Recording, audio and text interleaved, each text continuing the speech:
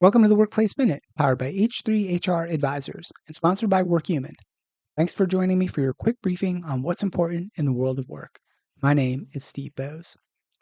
Today on the show, we're taking a look at violence at work, inspired in part by the latest high-profile mass shooting in another one of America's workplaces. On July 28th, in a horrifying escalation of workplace violence, a man armed with an M4 assault rifle and wearing body armor entered the office tower at 345 Park Avenue in Midtown Manhattan, home to the NFL headquarters, Blackstone, KPMG, and others, and he killed 4 people, including an off-duty NYPD officer, a security guard, an investment executive, and a young finance professional, before taking his own life. The aftermath included viral images of terrified office workers barricading a door with couches, file cabinets, even refrigerators, a desperate act of survival that underscores the horror, and one victim reportedly fled a designated safe room only to be shot just outside of it. I'm tired of hearing these stories, and I'm sick of the increasingly powerless feeling we have in workplaces and public spaces across the U.S., and furious that constitutional arguments, specifically hiding behind the Second Amendment, are routinely used as excuses for inaction. Let's look at some of the history behind workplace mass shootings. Workplace mass shootings are not rare events. According to a Congressional Research Service study of public mass shootings, defined as having 4 or more fatalities, 26 of 78 incidents since 1983 occurred in workplaces, often involving current or former employees targeting coworkers. Classic examples include the Edmond, Oklahoma post office massacre in 1986, which left 15 dead, and coined the term going postal, the 2010 Hartford Distributors Warehouse shooting in Connecticut, and the deadly 2012 Minneapolis Accent Signage Systems rampage, which killed 7 employees after 1 employee was terminated. And more broadly, from 2020 to 2024, the FBI identified 223 active shooter incidents across the U.S., a 70% increase from 2015 to 2019, and many of these settings included workplaces. And scholars warn that inconsistent definitions and fragmented data obscured the true scope, but it's clear that workplace violence remains a persistent and lethal threat. So what are federal or local authorities trying to do about this? Well, at the federal level, legislative action remains minimal. There's no national law mandating workplace violence prevention training or security planning. While proposals for universal background checks or assault weapon bans surface periodically, these always lack traction in Congress.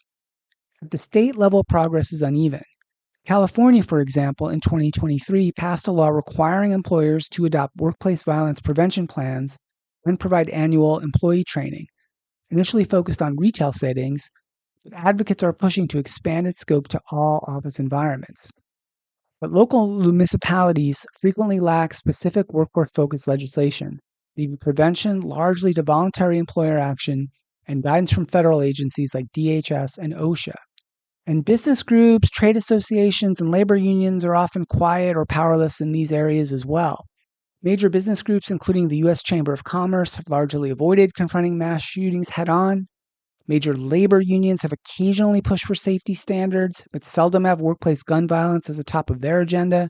And industry associations usually just call for things like better lighting, cameras, access control, and more recently, AI-enabled weapons detection systems. And SHRM, the Society for Human Resources Management, does offer guidance on violence prevention plans and employee training, but employees and companies are often left to weigh compliance cost versus inaction from a liability perspective, and these commitments rarely translate into mandatory measures. So it seems like help for employers and workers from legislators and business groups may never come. Organizations have to take safety matters into their own hands. Here are 5 quick steps companies can implement now to try to improve workplace safety. First, create and regularly practice a written workplace violence prevention plan, including threat assessment protocols, evacuation procedures, safe room establishments, and employee communication messaging. Second, invest in layered access control and detection, including secure entryways, ID badge systems, careful visitor screening, metal detectors, or AI-enabled video detectors that can flag weapons' presence before an assailant enters a public space. These can be expensive, but think about this. What is the cost of an undetected threat that results in a tragic loss of life in your workplace? 3, provide regular active shooter preparedness training. Not fear-based drills, but practical exercises combined with psychological stress training and awareness of warning signs and coworker intervention protocols. 4, designate and fortify safe rooms or fortified lockdown areas throughout your workplace with reinforced doors, communication tools, and emergency supplies, and ensure employees know where they are and how to remain inside until the all clear is given. And finally, establish a threat report culture. Set up confidential reporting channels, encourage early reporting of concerning behavior, and work with your HR, legal, and mental health teams to assess risk early and intervene before escalation. We cannot pretend that these tragedies are isolated incidents, nor wait for yet another mass shooting in a workplace before reacting. Too many lives are being cut short, including coworkers, friends, family members, and the time for empty condolences and constitutional shrugging our shoulders is over. We need national legislative mandates requiring workplace violence planning and prevention, backed by funding and oversight. And we need business and labor organizations to stop acquiescing and start demanding real safety standards. And we need corporate leaders to invest persistently beyond reactive panic measures. And these cannot be cut when budgets tighten. And we, all of us really, as professionals and citizens, need to push them all harder. And let's be clear, we also need common sense gun laws. The United States remains an extreme outlier among developed nations when it comes to the availability and lethality of firearms in our public lives.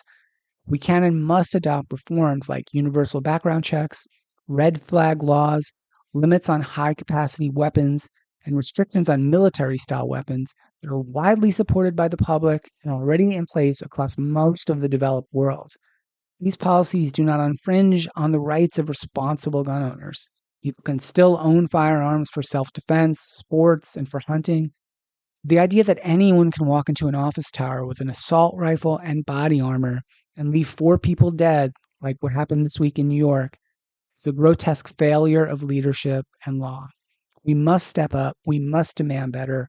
We must demand safer workplaces for every single one of us. That's it for today. Thanks so much for listening, and a big thank you to WorkHuman for supporting the Workplace Minute.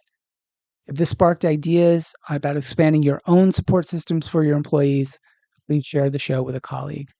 I'm Steve Boese, and this has been the Workplace Minute from H3 HR Advisors.